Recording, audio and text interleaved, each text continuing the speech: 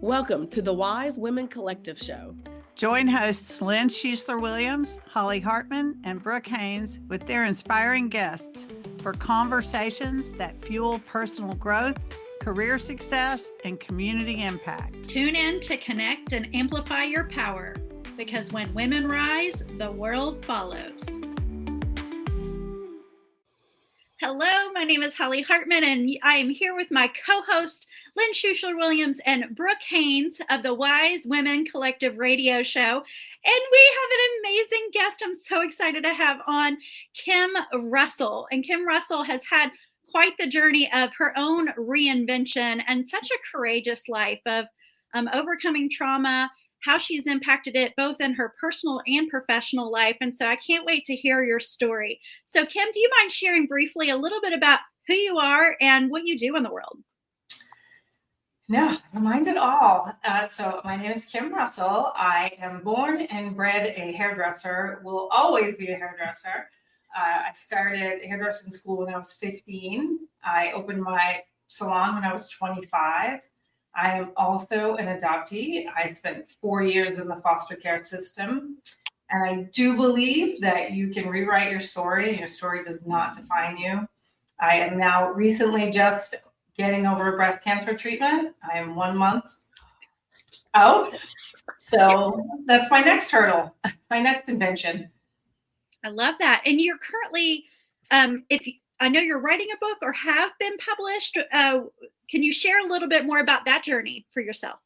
Yes. So during this breast cancer journey, that book was supposed to be released last November. And what happened was that book got a lot deeper when this happened. So there was a lot of revisions.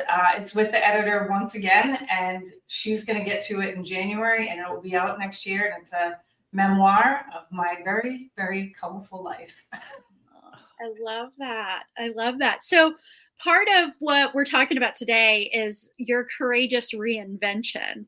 Mm. So can you take us on maybe just one story, and that might be hard to pull from your very colorful collective, a story that maybe there's a thread in your life and maybe you can take from your book of a courageous reinvention that you experienced. Maybe it's from your book. My first reinvention in life was probably, I started doing drugs and drinking when I was 11. So that is in the book. And at 18, I just had this flip of a switch. Somebody gave me actually cocaine for my birthday, my 19th birthday. And I said, I'm actually kind of high on life. And that was a flip. Never touched it again. Continued to drink way longer than I should have. But that was my first reinvention, like kind of, what do I do without drugs? And then, I've had so many. I'm the person who flunked gym, but yet went on and did an Ironman. So, I have both sides of the coin in my whole entire life. I'm going to jump in here for a second. Do you find that there's like this challenge to be the opposite, or do you feel like it was naturally just happened without you even thinking about it? I don't think I consciously thought about it. It just happened. Well, no. I am determined to prove people wrong. So that's kind of, I have definitely a watch me kind of mentality. I love that. Kim, it occurs to me as I listen to you say that so many women are fall victim to the social programs of what life is supposed to look like, or what I'm supposed to do. Or Holly and I had a funny conversation one time about what I thought about what it meant to be a lady and how I didn't ever want to be one and spent my whole life trying not to be one in many, many ways. So I love what you just said about this. You've always had this feeling of watch me, just let me show you, let me prove you wrong. I love that so much. And I think it's so important for women today of all ages and stages to hear someone say, this is part of the journey, right? Is this feeling of, I get to be me, just watch, right? That's so powerful. That's just like, whew, yes, thank you. And honestly, it's been a fight, I would say, my whole entire life, because as a foster child, you were deemed a bad kid, just rotten to the core as far as people thought. And then to be a hairdresser, I was never going to be successful. I was never going to make any money. It wasn't a good enough career. So I created my salon completely different than any other salon in the area. My employees had benefits and retirement funds and paid vacations, paid education. I wanted them to have a career, not just a job. So I wanted them to be proud to say, I'm a hairdresser, without somebody going, oh, isn't that cute? That's nice. I love that. Would you mind sharing a little bit more about that? Because I think that is such a facet that happens for women in business, or just women in general, of you're just, or it's just, but you really embodied, but not only did it for yourself, but you created that container for other women or other practitioners in that field. And I know that you've also created networks within it, and you have taught it. Can you walk us through like where you had that aha moment of like, no, we're going to do it different? Like, did you have a moment where you decided, or did you just organically create it and go, oh, well, look what I just did? I firmly believe that there's people that come into your life when you need them the most. Nobody meets by accident. And when I was 20, I had somebody sit in my chair and she said, you really need to open a retirement fund. There's nothing in this industry for you. That's what you need to. She really, the importance of it. And I watched my parents struggle financially my whole entire life. So I did. I put $50 a month away, and it was $50 I didn't have.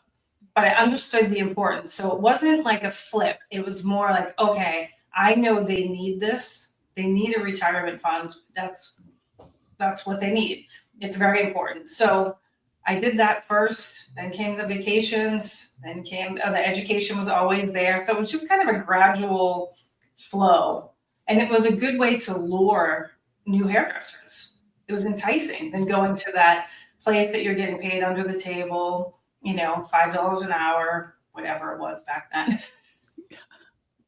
Did you ever get pushback from the industry? Because that seems to be more of a trailblazer, against the grain type of experience, probably when you first started doing it, because you've been a hairdresser for 30 years, did you say? How long? And then did you get pushback when that happened? It's been 40 years. Yeah, I did get some pushback, and I still kind of get some pushback because of my views. But the industry is slow to come around, but they are coming around. It is getting better. One of the things we talked about when we were thinking about you and thinking about you coming on in this part of your story, we all had kind of things people said to us about the salon industry, or experiences as children. The story I told was when I was 9, I had my first perm. And when it hurt and it smelled bad and I didn't like it, my mother said to me, honey, pride knows no pain. And somebody else had another one. Brooke had one very similar. What was it, Brooke? Style before comfort. Yeah. Oh, yes. Style before comfort. And, I see the beauty industry and the salon industry specifically as such a place for women to connect and be empowered. Like, it does not have to be. I mean, obviously you can look at me and see I don't spend a ton of time there anymore, but when I do, I spend the time with a very supportive, loving environment, right? And I know it can be that. And I know, so what do you have to say to women who, really have a message about the beauty industry and what we do in it, and, how we make it for us, not a detriment to us? Well, I mean, it does matter how you feel when you walk into a place, right? I used to say that my salon, you'd walk in, it just felt like a hug. I mean, I did hug everybody. And we have the power to touch. Like, I've always touched people's shoulders. I've always, and not only that, we've been shared so many stories about domestic violence, and we can intervene there. And, you know, it's just such a powerful place. It's so much more than hair. So much more than hair. Oh, yeah. Yeah, So- that's the truth. The person who's cut my hair for 25 years knows more about me than many of my friends, you know, outside of that salon, for sure. Yeah. We know each other's children. We know all their stories, you know, all of it. Yeah. Yeah. Yeah. It's a special place. And I do think the beauty industry has more special people in it than it does, you know, people who are going to tell you that it's pain or beauty before pain or whatever. Right. Well, I wanted to weave in. I know another part of your story is being adopted and being part of the foster care system. And then I know that's part of your book, I believe, too. Thinking back of what your impact as a child and then where you are in adulthood, I know that we have listeners that maybe have had adopted children or ones that they've had to put up for adoption.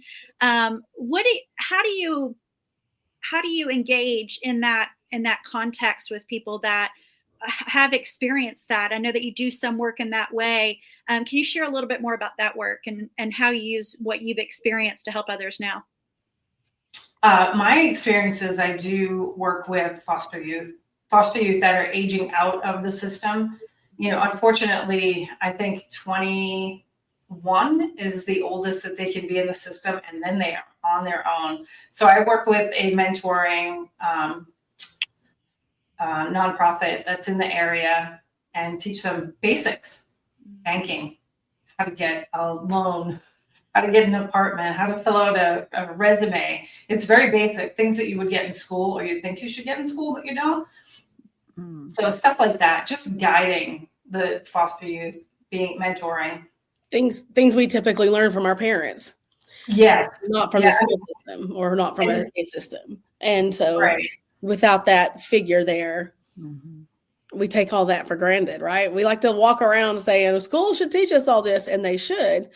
But no, but to appreciate that those of us who had the knowledge, because we had someone to role model it, even if they didn't teach it, right? Yes, and add that these kids are very guarded. Most of the kids that are aging out of the foster care system have been in, 20, 30 different homes and their whole entire life. And on top of that, as their personality because I too mentored that age, and then I fostered myself. I fostered children.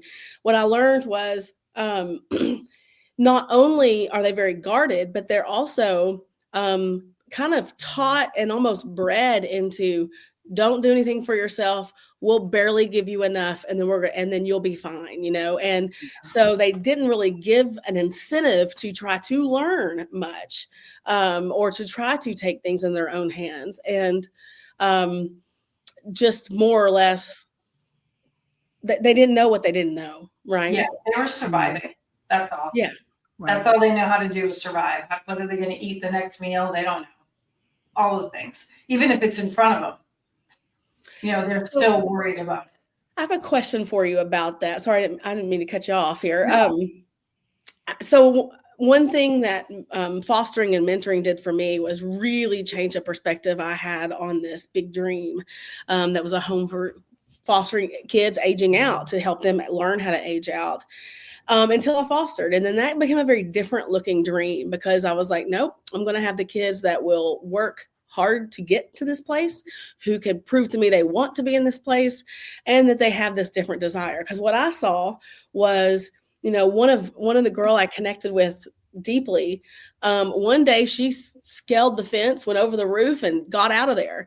And later, she is the same one that took it upon herself to do this. Not that I think that kids should be breaking out of it, but at the same time, she's also the one that, yes, she ended up pregnant. Yes, she put herself in school. Yes, she figured out how to get an apartment. She figured out life for herself. Whether it was the best life or not that she could have had, who knows? But she started to figure things out. She was a lot more in control of herself in some ways, versus like a child that I had who wasn't going to try very hard, right? And so my question to you is, having come from this place and going through all of these things in life and then coming out on top saying, I love life. I have this perspective. And I go back to when you were 19 and you just said, yeah, I'm fulfilled, right? And you succeeded in these industries, you've overcome a lot, and we hadn't even talked about everything you've overcome yet. Do you think that's just kind of was in you, or do you think that was learned?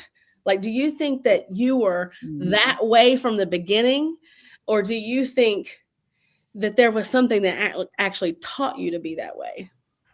I think it was in me. And again, I'm going to go back to survival. I did not feel like I had anybody or anything that I could count on. So if I didn't do it myself, it wasn't going to happen. So, and as far as even working, my parents struggled financially, so there was no money. So I had to work. I was buying my own school clothes. I mean, God, I was so young. So everything I did was for myself.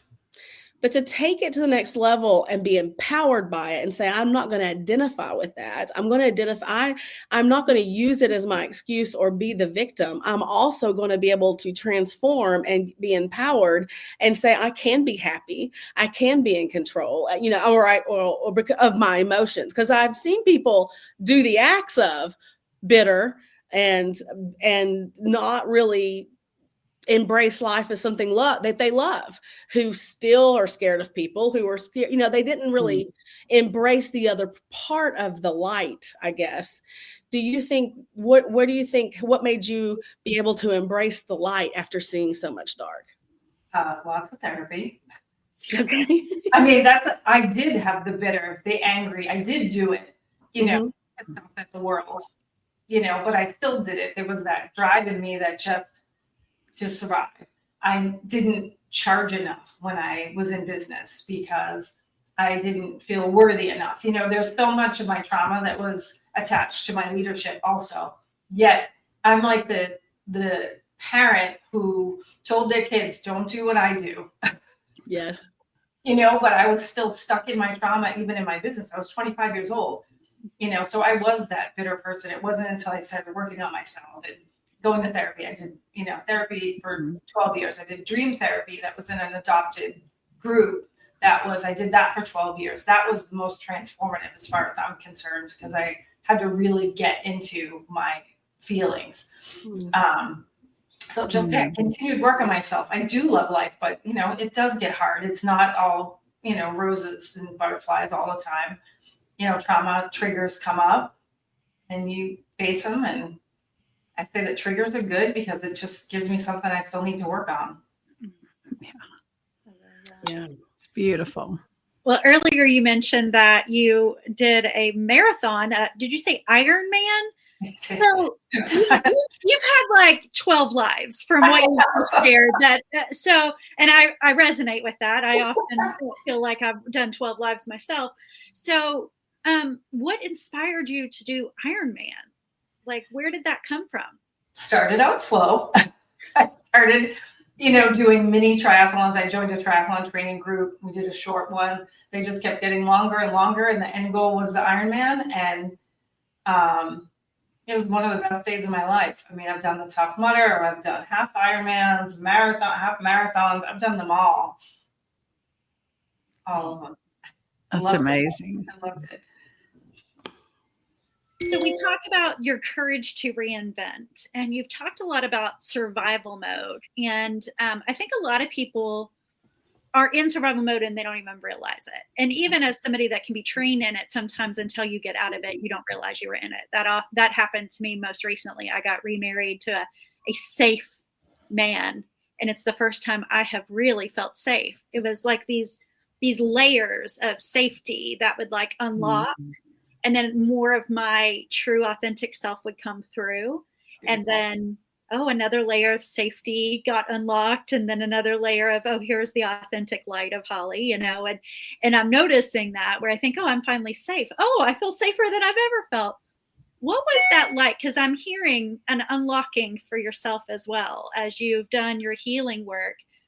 Are there other things? You mentioned therapy and dream and support groups and things like that. Have there been other elements, whether it's therapy or not, that have organically unlocked some of that survival mode for you? Breathwork has been amazing. Love breathwork, body work, somatic work. You just, when you're in that fight or flight, as you know, you're not comfortable in your body. You're not safe in your body. You're not safe anywhere. And so just getting safe in my body was huge. Huge. Thank you. I'd love to open up to our two co-hosts if they have a final question to ask him, and then I'm going to ask him one last final question. But as we get closer to the end of this dynamic conversation, for either one of you all, did you have a question that you're like, I really wanted to ask that? Yeah, I do have one for you, Kim. Wise Women Collective and this show is all about having a roundtable on conversations that matter to women. And so I want to ask you if you have one thing that you feel like it's important from your story for women to really hear that will support them in maybe their own journeys. Maybe it'll give them the idea of something they haven't thought of before. Just what would that be? I mean, the first thing that comes to mind is don't stop. Yeah. I mean, so many times we give up when it gets hard, and hard is where the growth happens, as we know. And it's just don't stop. Just keep going. Oh, yeah. Even if you don't know the direction and you don't know where you're going, just keep going. I love that. Yes. I love it. Brooke? Mhm. So I'm wondering if there's a new invention, a reinvention ahead of you. Are you going to do another twist, or are you planning on anything that is different that you've done before here soon, or anything of that nature? Well, I'll tell you, cancer throws a complete, it's like throwing the pixie sticks up in the air and saying, you thought you knew where you were going, but now you don't. So I'm not sure. I haven't crossed that bridge yet, but I'm sure there's something coming. I have a feeling there's definitely something coming out of that. Yes. For you. All right. And then it's very similar to Lynn's question, but it's a question I love to ask. And it is a little different. If you had one wish for women, what would you wish? What do you wish? Oh, love yourself as is. Don't change anything about yourself. Very powerful. So we have, we're going to do a final wrap up question for you. You've shared so much. I mean, we could come here and talk for each individual thing of the facets of your life, and you have an incredible life that you've lived so courageously and reinventing and shifting and changing. We want you to be able to share how anybody can follow you. I know you have your book is going to be published soon. And if they're connecting to your story, we want them to buy the book to really hear more about your story. So we'll be putting it in the show notes, but we'd love for them to hear where they can connect with you or follow you. And then also at the end, we've had this conversation. Is there anything that you came on and you're thinking, I want to come on to this show?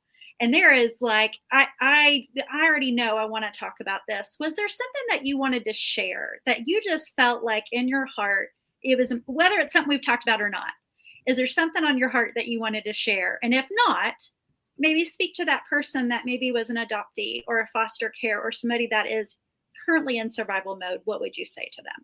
Either or. Ooh, is there anything I really wanted to talk about? What comes to mind first, and what I thought of when you first asked me in this reinvention was my choice to close my business. Oh. Which, we didn't touch on, but after 30 years, I chose just to close the doors, and for multiple reasons. And there was a lot of pushback for that, because when you're in survival mode, that was part of getting out of survival mode too, just, getting rid of that grind and hustle, and kind of realizing I was doing more for everybody else than I was for myself. Even for the industry, I was, doing things for the industry, because who am I if I'm not a leader? Who am I if I'm not a salon owner? Who am I without my career? So that was the first thing I thought of about talking about. Did that answer your question? Oh, yes. And it's awesome because we have other guests that we're meeting with that there was a common thread from another guest on a very similar topic. So this will be interesting as we play this out and let people hear this thread, because that may show up more as this story continues. So I think that was divinely inspired and perfect for you to share. So how will they find you if they come to try to look for you? I am everywhere. I am on Instagram, Kim Russell Pro. I am on TikTok, Kim Russell Pro. My website is www.kimrussellpro. Facebook, Kim Russell. LinkedIn, Kim Russell. I think that's it. No, you do. So you retired from your salon. Are you currently coaching or mentoring or any of that nature for people to connect with?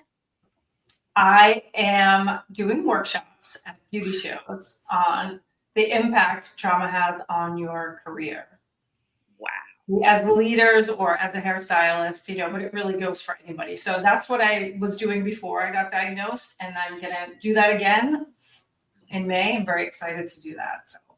Well, we are connected with a lot of retreats and a lot of corporate workshops and things like that. So if you're listening to that, you want to hear her story because it's going to make an impact. So thank you, everybody that were on today. This is a beautiful story. Did you all have anything else, Lynn or Brooke?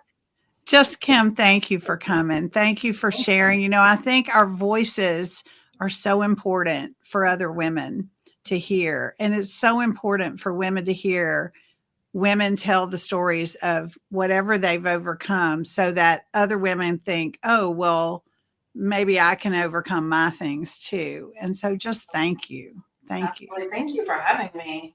Yeah. Thank you. Thank you. We'll see you soon. We will. Thanks. Bye, everyone. Thank you for joining us on the Wise Women Collective Show. We trust you're leaving inspired, empowered, and ready to make a difference. Keep the momentum going. Join our Wise Women Collective community at wisewomencollectivehq.com. Connect with other women, amplify your power, and together we'll continue to rise. Until next time, stay strong and connected, because when women rise, the world follows.